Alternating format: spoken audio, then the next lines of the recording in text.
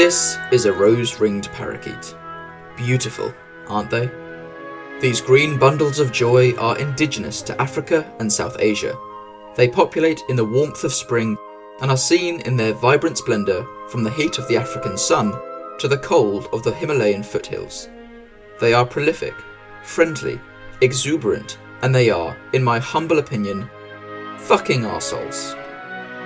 These snot-coloured avians are impressive travellers and have migrated to some extreme lengths, all to ruin a perfectly good walk in Hyde Park, central London, with their insistent squawking, horrendous birdsong and destructive eating habits.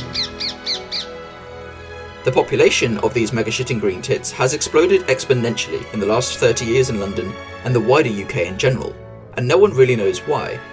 Better yet, no one really knows where they came from, and if you think you do, you're probably wrong. There are many controversies and hypotheses about these off-pea coloured parrot wannabes, with theories ranging from Hendrix to dockyards to zoo escapees or released props from a movie. But with no recorded or official nucleation site, and no singular recognised reason for these twatty feathery twats, their irritating presence is masked by their overwhelming mystery. Where did they come from? How have they multiplied so quickly? Why won't they just piss off? Why? In this project, I wanted to answer, what's with all the parakeets?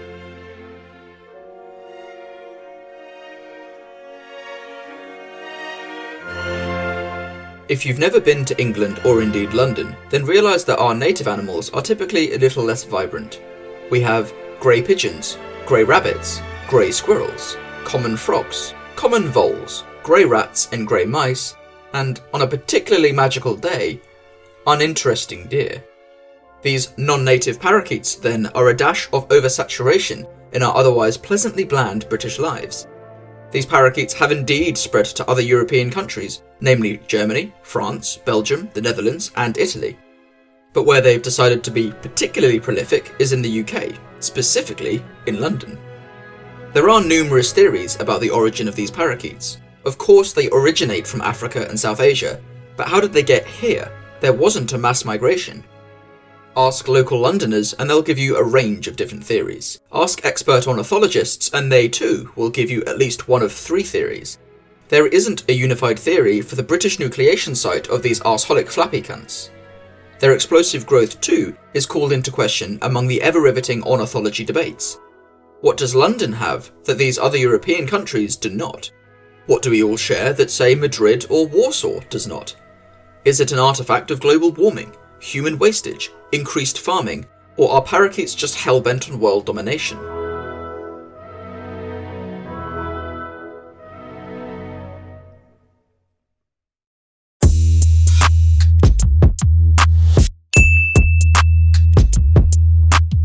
Like all of the meaningful questions in life, the answer lies, of course, in a MatLab simulation, so I built one.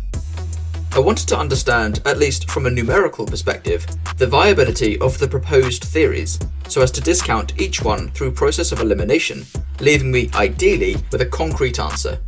The summary is that I still don't know for certain, but I've at least numerically demonstrated that one theory in particular stands up best to scrutiny. Namely, that these safety fluorescent wankers arrived on boats through London's many docks over the course of many years, potentially as escapees through broken bird cages or shipside incompetence. I also used some statistical modelling to determine the critical number of parakeets that would have to have existed at the beginning in order to produce this self-growing population. Anywhere between 15 and 25 parakeets could give rise to a self-sustaining population, which seemed a viable number to arrive in crates on these ships. Even the origin docks have come to be highlighted. London had many docks over the late 19th and early 20th centuries, and the most viable candidates are the smaller docks found in London's west end of the river, rather than the larger, more popular docks that are even still used today. For such a hot topic and widely pondered great mystery of life, I think these simulations do a sterling job of quelling some of the confusions of the rose-ringed parakeet. Proof that engineers can indeed use MatLab for real science.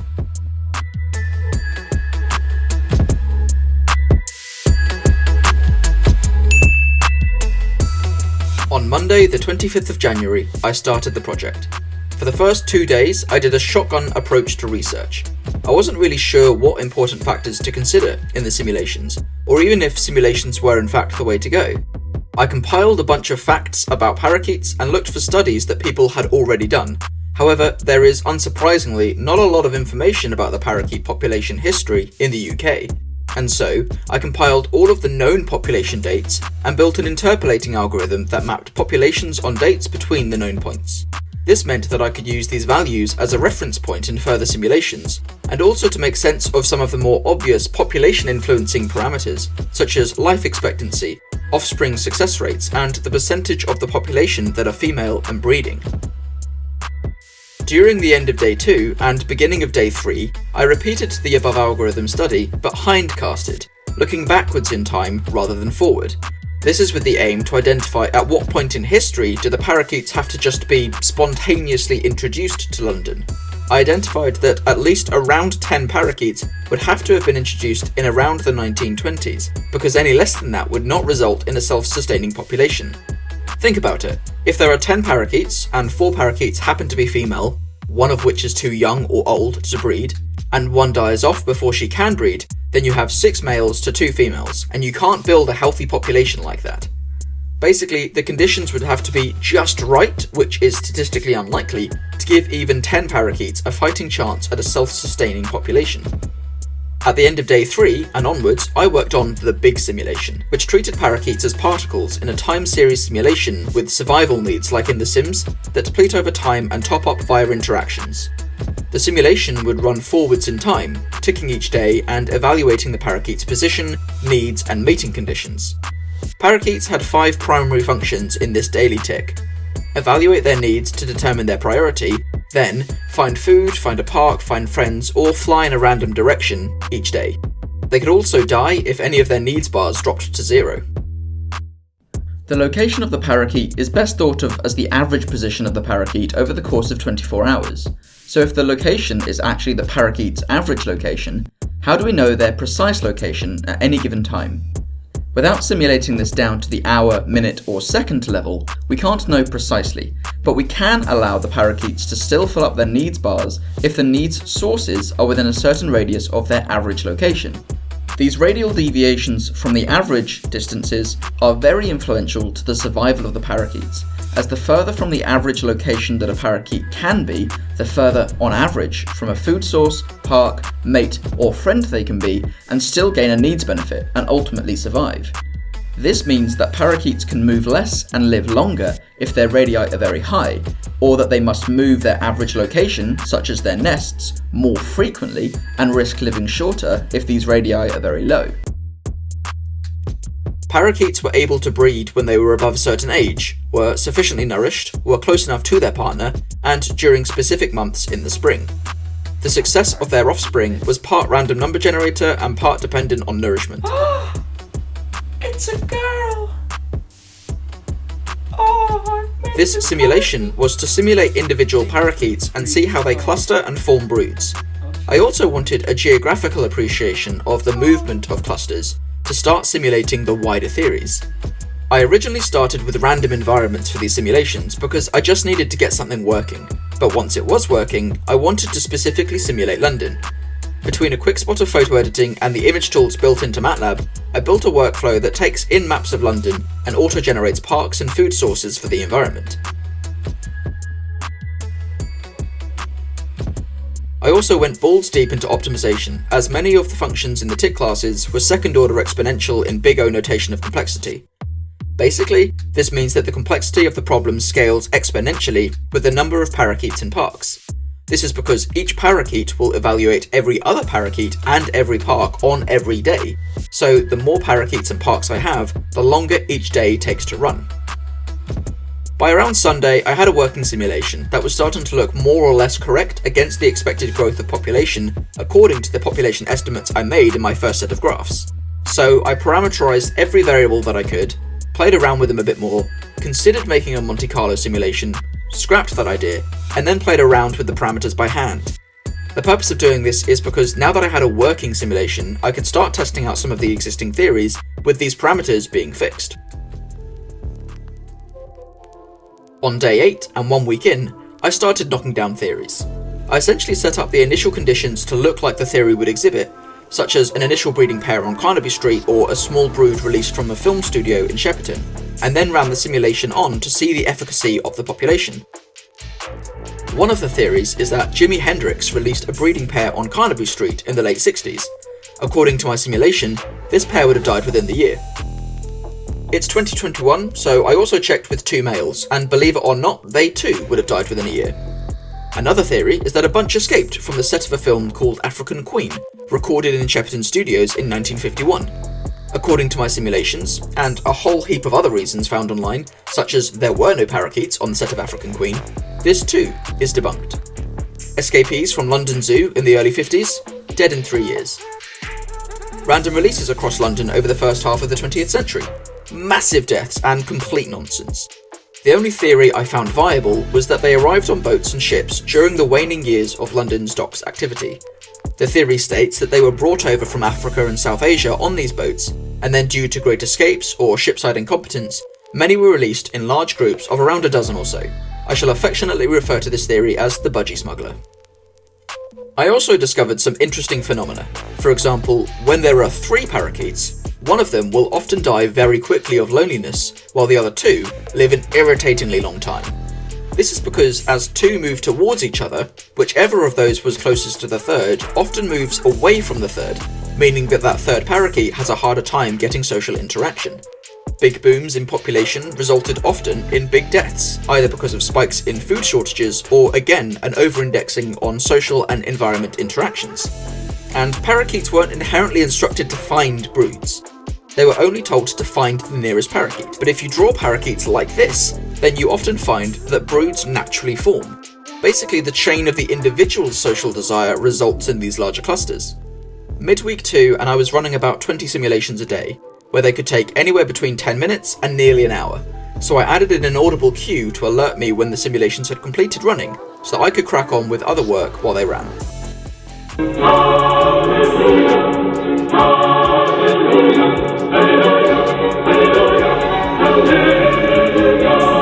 I also decided to amp up the simulations a bit more by introducing predators that would prey on the parakeets and competition in the parks that would compete for the food source and space available. Competition in the parks was dependent on the food available in the park, which means that if between the competition and the parakeets the food source available depletes, then the competition starts to die off too. I made it such that some of this competition could leak to neighbouring parks, in the way that squirrels, pigeons and rats probably would. Mid-end of week 2, I decided to work on hindcasting this big simulation. Again, this was to run the simulations backwards in time, with the aim to find a nucleation point of the parakeet population and a critical number of brood size. Basically, given the results and boundary conditions, can we find the initial conditions? The issue with this is that if time was going to flow backwards, then interactions would have to run backwards too. In this sense, parakeets are zombies. They are sprung from the dead, having been determined as a dead parakeet with essentially a dead countdown timer. When parakeets fly, they generate food, and deposit this food at food sources and in parks. When they are next to other parakeets, they deplete their social needs bar each day. When a parakeet's age reaches 0, they go to find their mothers and annihilate, becoming unborn. This makes their mother and father mate, which makes their father fly towards their mother, which makes both the mother and the father look for mates once the mating season had started, when they were both successful maters from the previous season. Friday of week 2, and I went to Richmond Park to get some footage. I was actually able to observe some of the theorised findings from before. Parakeets weren't homogeneously distributed among Richmond, but were instead in these tight clusters of around 20 or so. They might all be part of the same brood, but they're certainly in tight distributed clusters, which suggested that they're sociable but not dependent on large numbers. And finally, parakeets are bloody impossible to film. There's loads of videos online with people holding apples and stuff, but I didn't have any apples. And these guys did not want to come down for footage. So all of these videos are original, but crap. Parakeets, come to me! Saturday and Sunday of week 2, and I rounded off some more simulations, made conclusions about the hindcasting. Basically, the conclusion is that there is no conclusion, because it's highly subjective and was a bit trippy to get working. I also spent some time polishing the code and making some cool animated graphs for no real reason.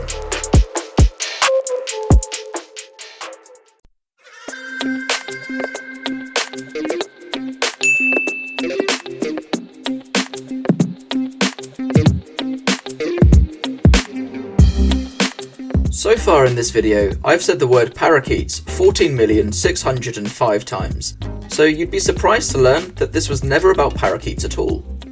What we found when we had 3 parakeets is that one of them would tend to die off extremely quickly of loneliness, and the remaining pair would survive for an irritatingly long time.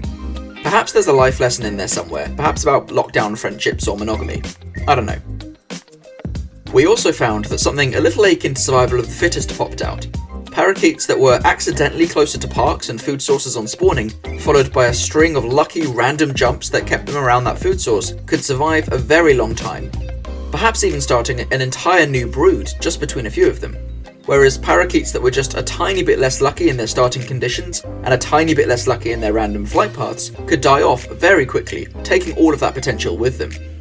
This was extremely fair with regards to how all of the parakeets had exactly the same parameters and behaviours, but not very fair at all with how much luck played a role in their ultimate survival and prosperity. Finally, parakeets were never told to split up their broods. They simply did this as a mathematical consequence of looking for parks and food sources when their brood sizes were sufficient to span multiple parks. Likewise, parakeets were never told to stay in or assemble broods. They only needed to interact with one other parakeet to get their social fix, and there was multiple sources of food and parks. However, broods would naturally form out of the chaos, and only when they did would the critical population number be met and a sustainable colony could begin. I think the life lesson here is to relish and value your groups. Together you're stronger, and it's so much more challenging to go it alone.